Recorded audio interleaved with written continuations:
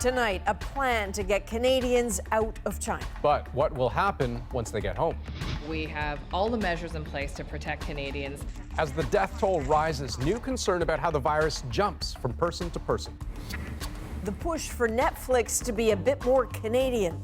And can you expect to pay a streaming tax? A plane full of potential. She was such an enormous force. The talent Canada lost when Flight 752 was shot down. And the high-tech shoes so fast they could be banned. This is The National.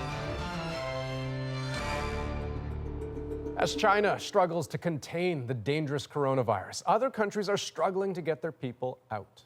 At least 126 Canadians are asking the government for help. Now, Ottawa says those inside the infected zone will be brought home, but there is a lot still to be worked out. Frustrated Canadians may point to how the U.S. and Japan have already repatriated some of their citizens, but Ottawa says this is complicated. And even when those Canadians do finally step onto home soil, their difficulties will not be over. David Cochran explains. We have secured a plane to repatriate Canadians. Getting the plane was the easy part. Getting it into China and getting people home will be harder. We need to work with the Chinese authorities with respect to the authorizations you need to bring the plane, obviously in China, but also work on the logistics. Those logistics are challenging. Most Canadians are under quarantine in Wuhan, but others are spread across Hubei province where travel is forbidden or heavily restricted with highways and airports closed. Honestly, it's about time. They're definitely behind the other countries, so they've got some catching up to do. I'm glad that they've finally made that decision. Lauren Williams is 35 weeks pregnant and stranded in Wuhan with her husband Tom and 2-year-old son James. Tom is a British citizen. They've been asking both countries for help. At this stage, it's whichever one takes off first and will take us, we'll go on. There are endless complications compounded by the fact that Canada has no diplomatic staff in the affected region. So this has to be managed from Beijing, Shanghai, and Ottawa.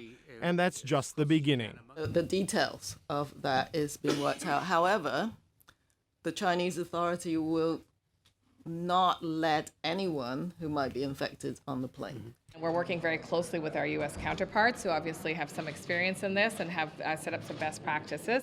One of those practices is a voluntary quarantine at a military base, something Canada hasn't ruled out. So what we're looking at is a scenario where we have all the measures in place to protect Canadians from exposure to the virus. And having said that, that's about as far as I can go. At least for now. It's the early stages of a complex plan with stranded Canadians desperate for help. David Cochran, CBC News, Ottawa. So it's not just Canada struggling with this. Even countries near China are having some logistical problems getting their people out. South Korea had flights all lined up only to have them delayed. And the UK and Australia are dealing with their own challenges. Kim Brunhuber looks at that. They were surely grateful to be back. 200 or so Americans from Wuhan arriving at a California military Air Force base. But the welcome by people in full hazmat gear was cautious.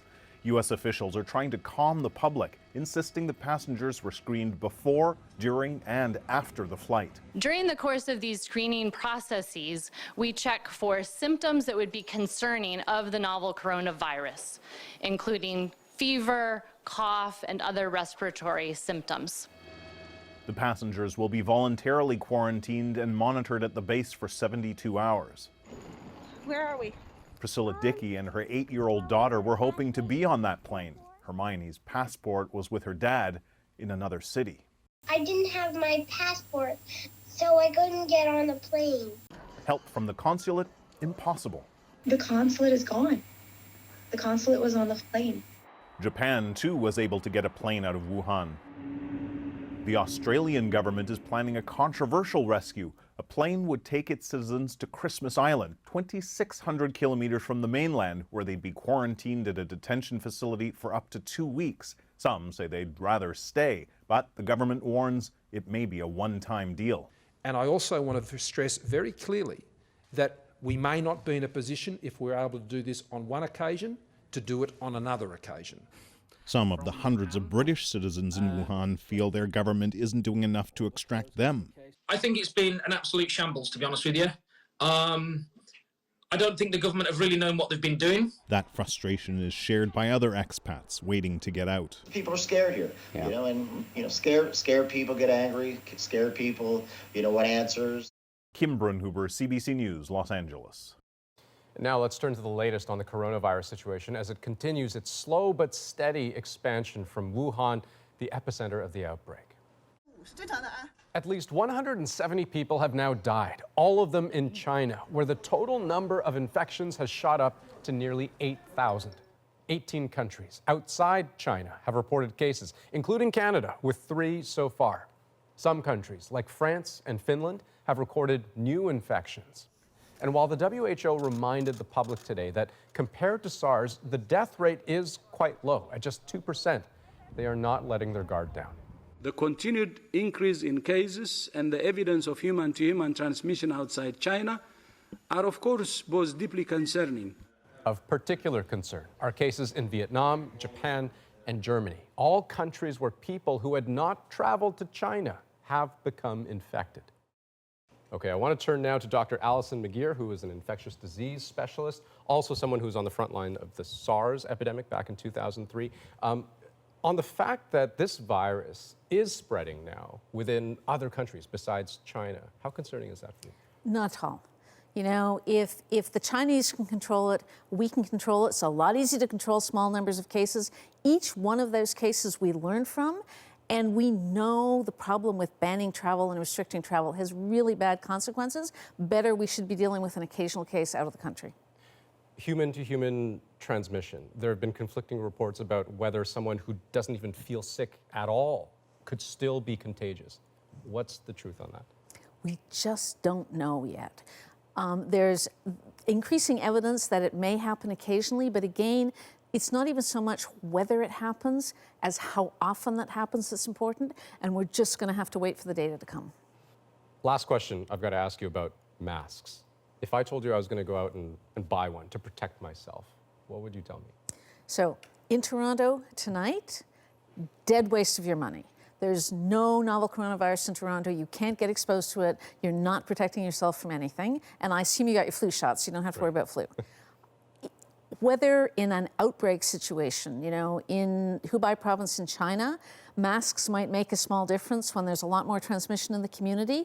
Really difficult evidence to interpret. Some people believe that there is some benefit to masks, not huge, but some. Some people think there's no benefit. So unfortunately, the mask question is just not going to go away. We don't know. Even in Wuhan, it's not a slam dunk. Even in Wuhan, it's not a slam dunk. Dr. McGeer, thanks very much. Pleasure. Air Canada, it seems, has moved today to suspend all flights to Beijing and Shanghai after government warnings to avoid travel to mainland China. And it's not just travel, it's trade, it's consumer goods. So as Peter Armstrong tells us, other companies are starting to feel the pinch of this outbreak too. You need not look far to see the economic consequences of this virus. Airline after airline suspending flights to China. This afternoon, one of Air Canada's last direct flights from Beijing landed in Vancouver. Lucky me, I can come home on time. I work in Beijing at a school, and we were shut down indefinitely until things kind of clear up there. So I kind of 4 o'clock booked the next ticket out. In China, entire swaths of the country have been shut down. Starbucks has closed more than half its outlets. Toyota announced it will close its plants, and Google says it will temporarily close all of its Chinese offices. What we really have tried to do is look at what would a SARS-like pandemic today mean for Canada. The fallout from SARS is a decent economic model. Remember, though, back in 2003, China was basically the world's factory. Today, China's much more intertwined in the buying and selling of the global economy. The fact that the Chinese authorities have clamped down and they've put many cities in lockdown already, that means those consumers aren't out there purchasing, and that will really dampen Chinese growth. And that dampening will be felt in places you may not expect. Cameron Seafood sells about half its lobsters to China. And Chinese New Year is one of the busiest times of year. They were set to ship about 20,000 pounds this week. Those orders all canceled. So actually the sales to China completely disappeared from Monday. There are other markets for those lobsters, but there's no way to make up the loss of the Chinese market. And no way of knowing how or when the world's second biggest economy will reopen for business. Peter Armstrong, CBC News, Toronto. While precautions in the face of the coronavirus are understandable, there is worry that caution might turn into fear and fear might seek a target. I think our risk of catching this coronavirus is the same as everybody else. Some Canadians of Chinese heritage say they are bracing for an unpleasant impact. It happened before during the SARS outbreak. We will look at what's happening today, that is later in the program. The U.S. Senate used the question and answer portion of the impeachment trial to continue sparring today over the possible testimony of former National Security Advisor John Bolton. And as Paul Hunter shows us, there was an odd scene outside the Capitol building when another key figure in all of this was denied entry. Excuse us. What's the most important thing you want to say to senators? And so it was, yet another "you've got to be kidding" moment in the Senate trial of Donald Trump, this time inside Washington's train station, outside on a nearby sidewalk, in the halls and stairwells of Capitol Hill, a selfie inside a Senate office. Mr. Parks, what do you think about being here now?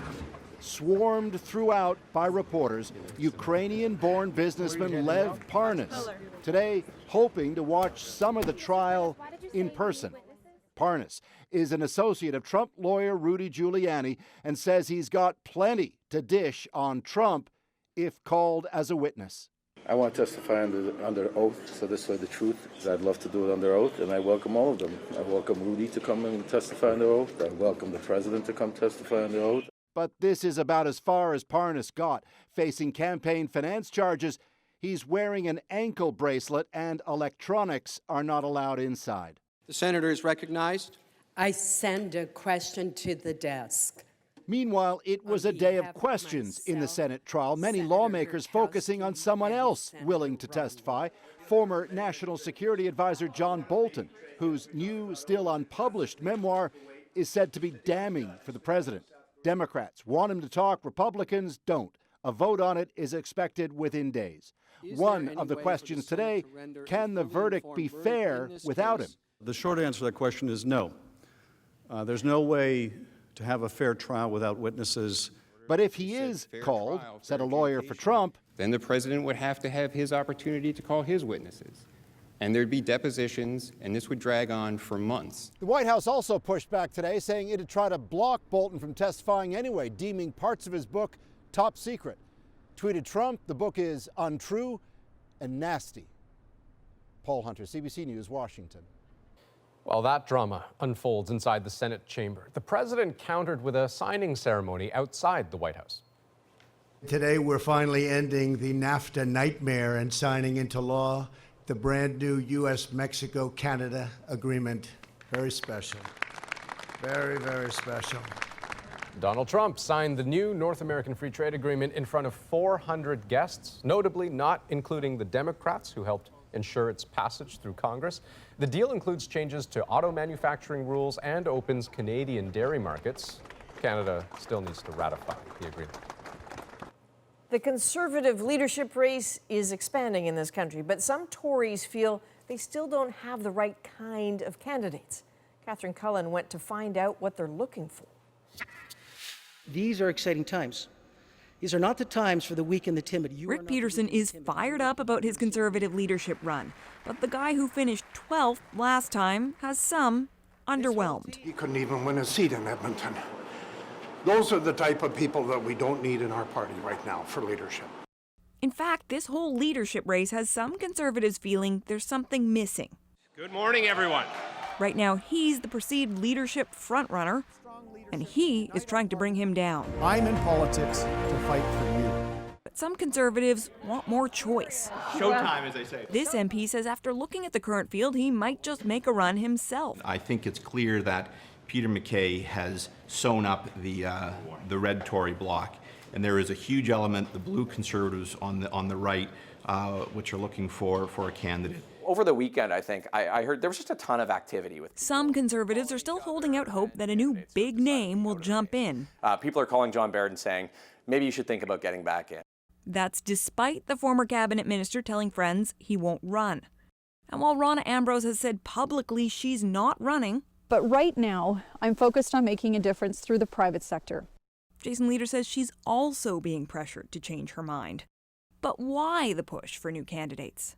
We want somebody that's stress tested, that's run through the gauntlet, and that can prove not only can you win this, if you can't win this kind of competition, you're certainly not going to beat Justin Trudeau.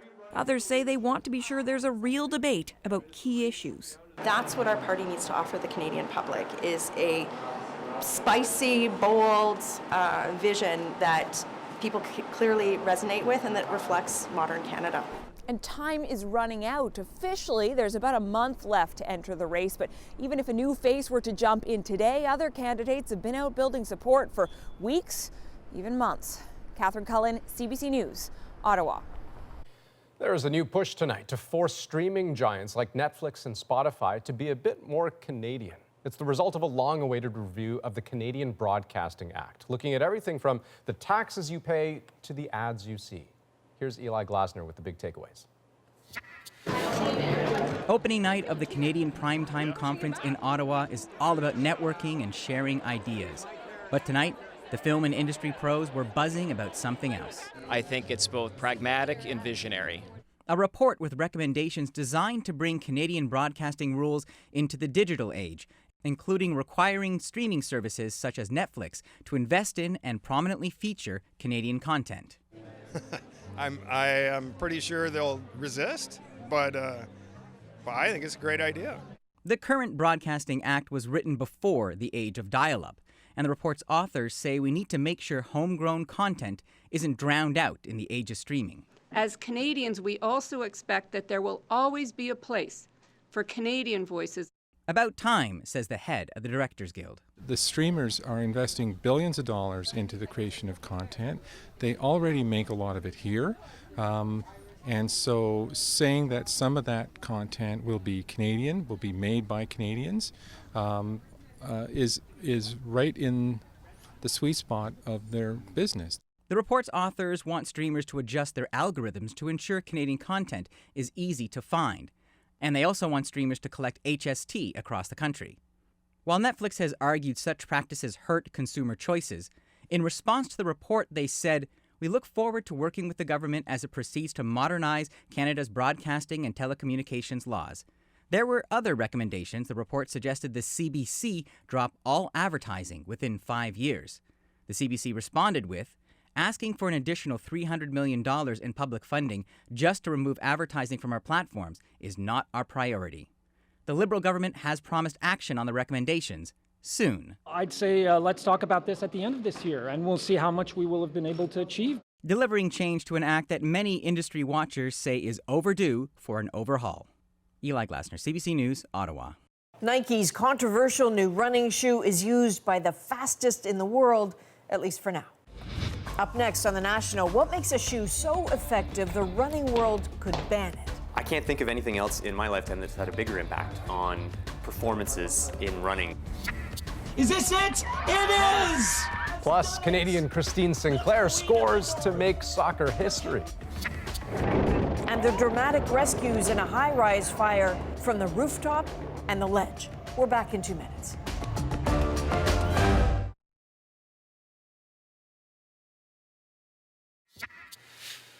There is an international debate raging over a pair of $250 running shoes, the Nike Vaporflies. Marathon runners who wear them have been smashing records, but with the Summer Olympics less than 6 months away, Jamie Strachan has the story of the suspicion that maybe the shoes offer an unfair advantage. The Nike Vaporflies are on a whole different level. Canadian marathoner Reid Coolsat has competed in 2 Olympics. He knew that if he wanted to compete in Tokyo this summer, he had to switch to the Nike Vaporfly. The Vaporflies were the answer because, they're often worth, 2 minutes in a marathon, and if I can get 2 minutes, then I can be competitive. Is it the shoes? The industry is known for its hype and hyperbole, making promises about shoes that will change your life. But these are different. I can't think of anything else in my lifetime that's had a bigger impact on performances in running. Over the last 2 years, basically every road running record that I can think of has been broken. The numbers don't lie. The fastest men's and women's marathon finishes ever were run in the Vaporflies. In fact, in the last 6 major world marathons, nearly all of the podium finishers wore the shoes. So what makes this shoe different is that the sole of the Vaporfly is a curved carbon plate surrounded by thick ultralight foam. The plate keeps your foot from bending and losing energy. And you've got this massive layer of foam that is compressing and giving you energy back with every step. Other companies have been unable to keep pace, and now World Athletics, which governs international running, may limit or ban the shoe, a piece of equipment some are calling a form of technological doping. And I'm really struggling with just what is the logical step here? This Triathlon magazine editor says innovation is important, but wonders if these shoes go too far. People have always talked about the purity of running. Anyone can get into it. All you need is a pair of shoes. Now we're starting to say maybe that's not possible. For Reed Coolsat, with an Olympic berth on the line, it's an easy choice. I hope the Vaporfly gives me that edge. The sport's governing body will decide within days if that edge is a fair one. Jamie Strachan, CBC News, Toronto. And we're watching several other stories tonight, including a record-breaking performance from one of Canada's top athletes. Here's Leon. Sinclair's in the middle of the field. Christine Sinclair! She just broke the record! 185 career goals! Christine Sinclair! She's humble. She's a leader. She's a legend. Yeah, that basically tells the story. The Canadian superstar making soccer history today, becoming the top international scorer of all time with her 185th goal. The 36-year-old from Burnaby, BC, broke the record held by American Abby Wambach with a 2-goal performance in an Olympic qualifier. Ottawa is now the first Canadian city to declare a housing and homelessness emergency. We need to go to the feds and the province and tell them, we've got an emergency. We need you to act now. The decision comes as Ottawa's waitlist for affordable housing ballooned to 12,000 people, a nearly 15% increase since 2017. Hundreds gathered outside City Hall in support of the motion. Council hopes the declaration will catch the eye of the federal government as it prepares its spring budget. And memorial ceremonies took place across Quebec today as survivors and families of victims marked the 3-year anniversary of the Quebec City mosque shooting. Events were held across the province to commemorate the horrifying event that shocked the country and left 6 people dead in 2017.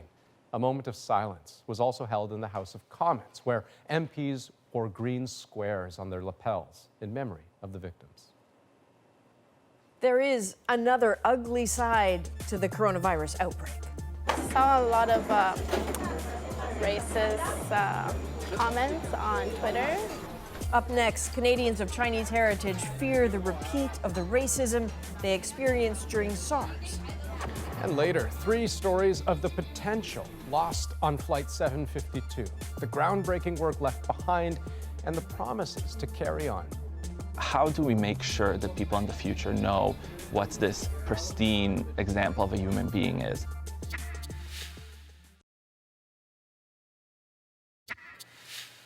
Well, back to the coronavirus story now, in a worry that's not medical, but social. For some Canadians of Chinese heritage, there is concern that misinformation will mutate into ostracism or outright racism.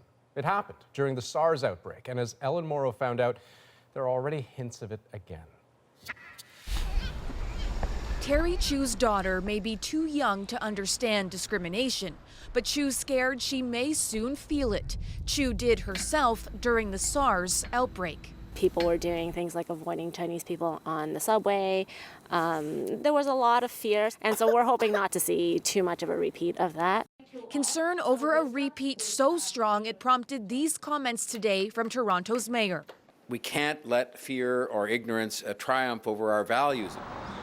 During SARS, Chinese businesses took a hit, fear of that virus keeping people away.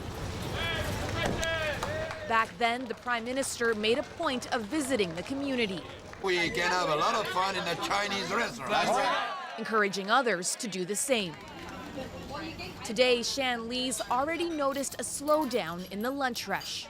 Saw a lot of racist comments on Twitter. There's definitely impacts on the Asian crowd. Indeed, today's abuse looks different, amplified by social media. When a Toronto blog promoted a Chinese restaurant on Instagram, racist comments immediately followed.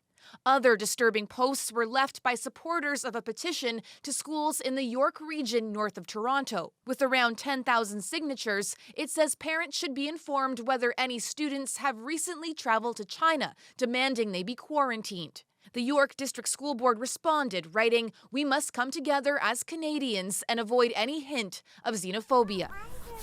A message Terry Chu and other moms like Ming Tam hope people take to heart. I guess it's really hurtful because a lot of Chinese families have been here for a long time, for generations, right? And truthfully, I think our risk of catching this coronavirus is the same as everybody else. And officials say that risk is low. Ellen Morrow, CBC News, Toronto. When we come back, the staggering loss of talent when Flight 752 was shot down. I think we lost a lot as a nation. I can't imagine the collective impact. 3 stories of Canadian researchers on board and the incredible work they left behind. Next.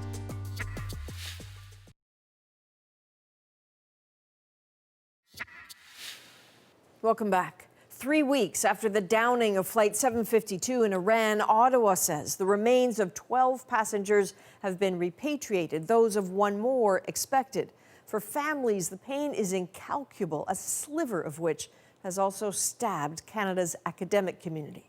Dozens of students, teachers, and researchers, so much potential, now gone. Ioana Remiliotis shows us 3 of them. I moved to Canada on December 2009 and then became an international PhD student at the University of Manitoba. It's eerie. At a vigil for her, Farouk Kadem seems to be speaking from the grave. The vibrant young scientist at her Canadian citizenship ceremony seems so alive, so proud of her accomplishments. My PhD research contributed to identifying a novel drug and vaccine. It's another layer to the tragedy, in the void of what was, what could have been too. Farouk was passionate, bold, always going full steam ahead. Farouk was one of the 57 Canadians killed in that plane crash. A PhD graduate from the University of Manitoba, the 36-year-old had pioneered life-saving research. Farouk was able to show that these cells do get infected with the parasite. For her advisor and friend, Jude Uzona, it's all still so unimaginable. They texted the day of the crash. She told me, "I'm heading to the airport, I'm coming back." And then the next thing you heard is that she's dead. How do you comprehend that? It's really sad. Jude met Farouk at a conference in Tehran 10 years ago. She was a facilitator, and he says he was so impressed by her energy and her intelligence, he offered her the chance to study in Winnipeg. And I told her, I said, Farouk, if you ever wanted to do a PhD in Canada, contact me. And she took me up on the offer. I never thought she was going to do that because her background was in plant biotechnology. That is where my research comes in.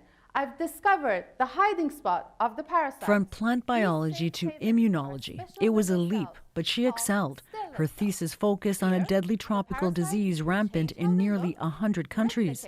The culprit is a parasite that cripples the immune system. Farouk discovered how the parasite turned on a particular cell in the liver to evade detection. Nobody has ever shown that before. How significant is that? That's huge. Would it have saved lives? It would save lives because when you target that pathway to treat, and when you treat people, you cure them, and that will save lives. Farouk's work had the potential to save millions of lives, and why she was one of only 6 Canadians selected to meet with Nobel laureates. Academia had become her family. Her parents in Iran sent a message of gratitude to the community that had embraced her. I would like to extend my sincere thanks to the University of Manitoba,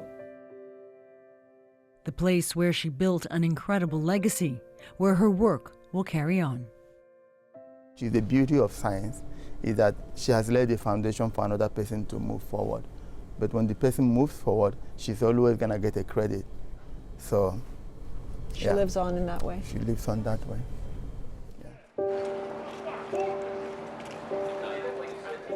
The photo is haunting because the young man in it is gone. Mohammed Asadi Lari died in that plane crash. He was only 23 and already exceptional.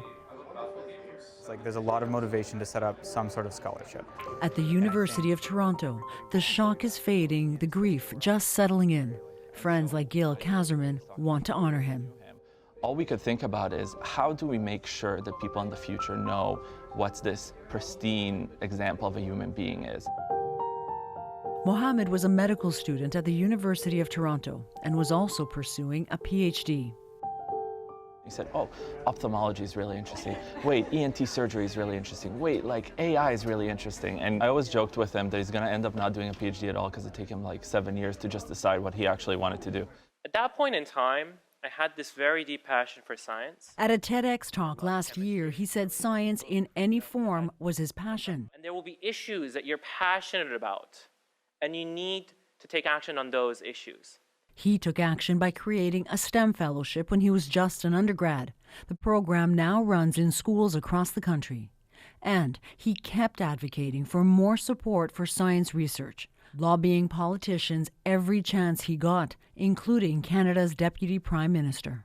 I'd like to talk about Mohammed. Chrystia Freeland spoke about Mohammed at a university vigil for victims of the crash. He cornered me and he said, Minister, the government has to do more about this, and I need to meet with you and talk to you about it.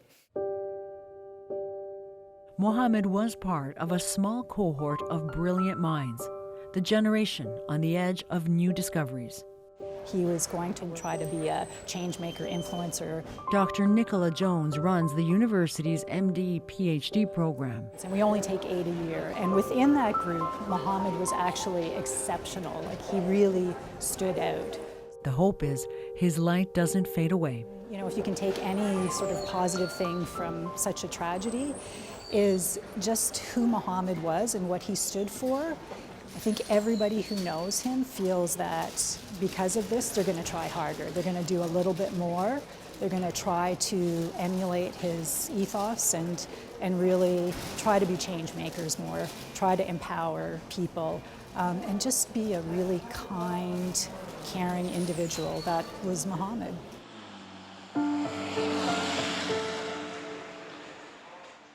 Her desk is intact. Her shawl is still there. In a fiery instant, Zara Nagibi became a ghost. Both she and her husband died in the plane crash. That's a place I try not to go. It's absolutely horrible. I'm trying not to internalize it so I can keep myself together here, because it's an absolutely devastating thing. Zara was a PhD student at the University of Windsor, a rising scientist, a rising star. It's horrible. Her supervisor, Roop Carivo, is struggling to contain the loss. There's the emotional part that you try to deal with. And then, in a sort of on a cold clinical way, there's the practical side. She was such an enormous force. Zara's work focused on solar energy to keep greenhouses running. She had just completed the delicate, painstaking task of creating a model of a microclimate.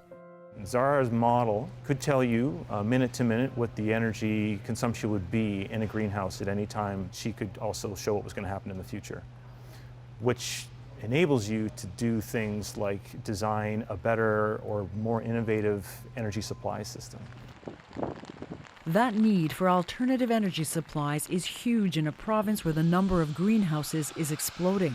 Zara's work was so relevant, it led to 2 university projects. The official launch was just days after she died.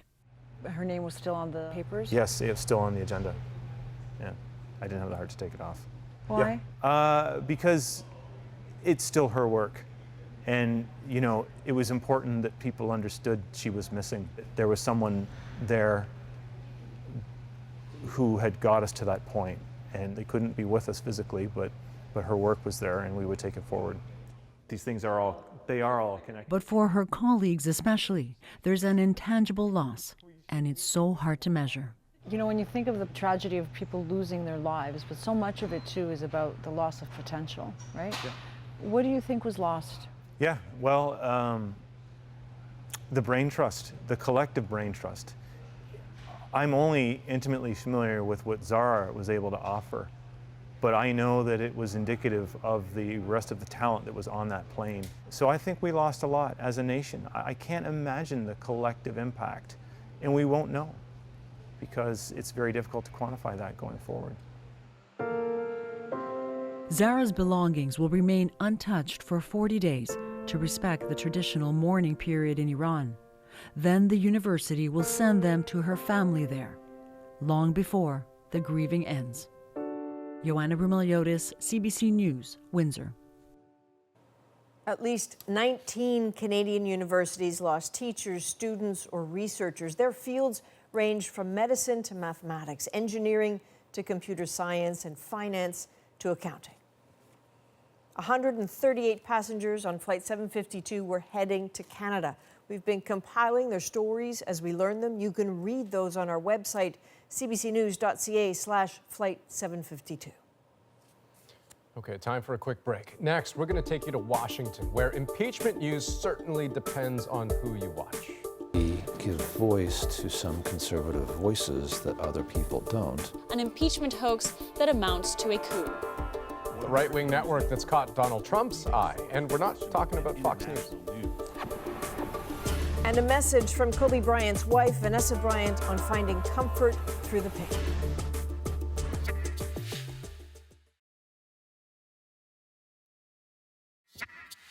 Trump world is like a cult, and a lot of these senators are in the cult. So I don't know if anything could change some of their minds, but hopefully the public will know what's going on. A little more of Lev Parnas hoping to testify before the Trump impeachment trial. But as much as he's hoping to persuade the public, what they'll believe may certainly depend on where they get their news. Susan Ormiston now with just how polarizing the U.S. media has become.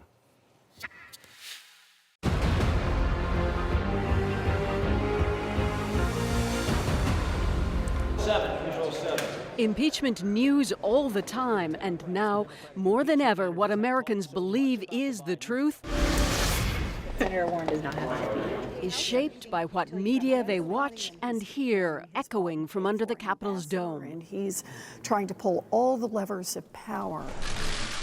From the moment the impeachment articles were signed, Trump's team has had to blunt the charges using a powerful megaphone, conservative media. They don't hate Trump, they hate you. He's a proxy for you because you voted for him. They think you're a bunch of rubes because you didn't listen to the media. Day one of the trial with 11 million Americans tuned in. Let's look at what the president has done. Fox News at times muted the debate to recite a list of the president's accomplishments. He cut more burdensome regulation than any of his predecessors. You know, the Trump defense is 100% coming from the right-wing media. It's almost indistinguishable at this point what is coming from Fox and what is originating with the White House. We are monitoring all of cable news. Researchers at Media Matters, a liberal monitoring group, say their data shows a direct pipeline between Trump's legal team and conservative commentary. And his core lawyers, Alan Dershowitz, Sekulow, Bondi, and Robert Ray, they specifically have been on Fox 365 times just last year. Hi, Jake. Okay, we're ready here.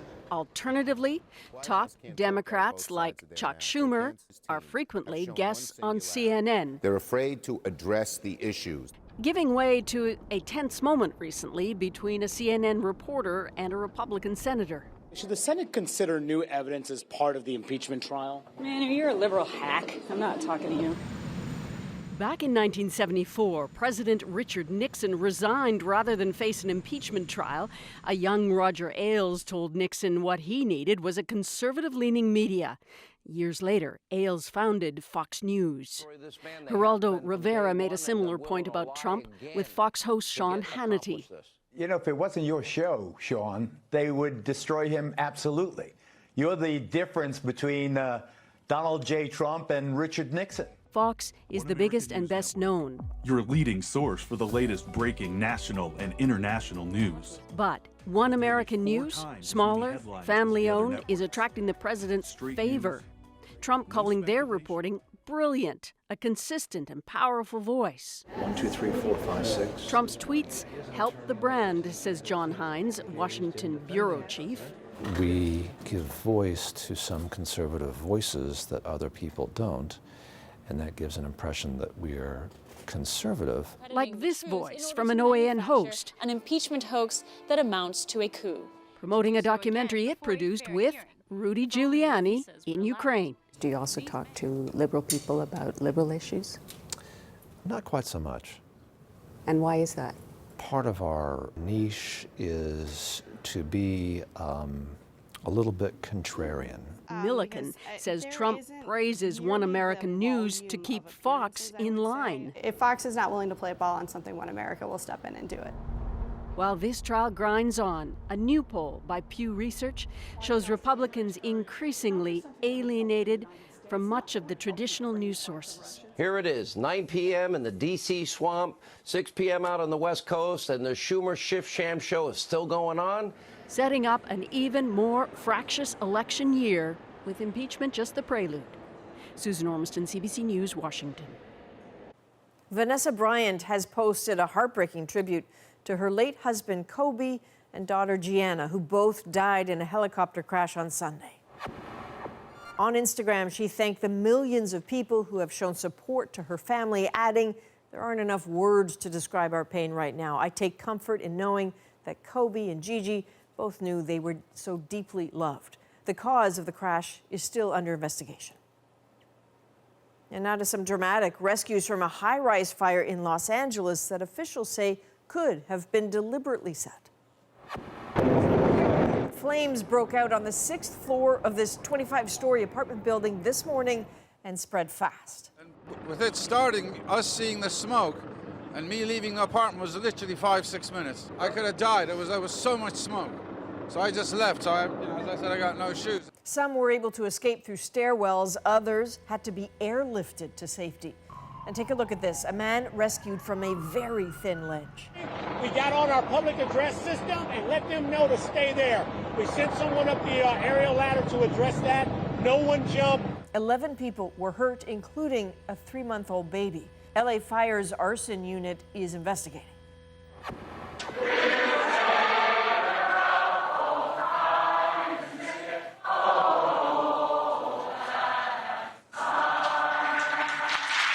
Well, that's an incredible scene. Those are European lawmakers bidding Britain farewell with a rendition of the traditional Scottish folk song, O Lang Syne. After an emotional debate in the EU Parliament, today's vote to officially approve the departure passed overwhelmingly. Britain will now formally leave the European Union on Friday at midnight Brussels time.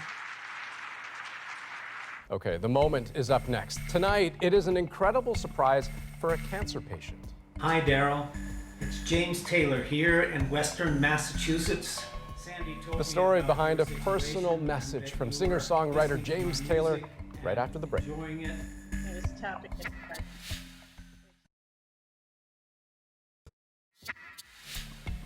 We'll take a look at that face. Daryl Johnson just got quite the surprise. A personal video from one of his favorite musicians, the James Taylor.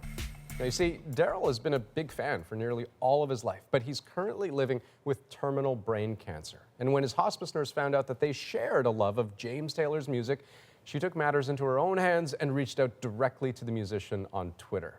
What happened next is our moment. It took a few minutes for him to grasp that screen with that face. Hi, Daryl. It's James Taylor here in Western Massachusetts. I also love that artist, so I would speak to Daryl about him. And I just realized that that's something that he would really enjoy. Sandy told me about your situation and that you were listening to my music and enjoying it. He was tapping his heart, which tells us that he really loved it. We've all really grown fond of Daryl. He's a lovely, lovely human. And his joy was our joy. Thanks for listening, Daryl. And what you don't see there is the amount of work that went into getting that moment ready. I mean, apparently it took months to organize, that they had reached out to James Taylor's people through their website, tried to go through Twitter, eventually over email, and it finally came together. And Daryl, so we obviously send you all of our best, but apparently Sandy only told your mother and brother just in case it didn't happen. She didn't want you to get your hopes up, but so glad it worked out. That is a national for January 29th. Good night. Good night.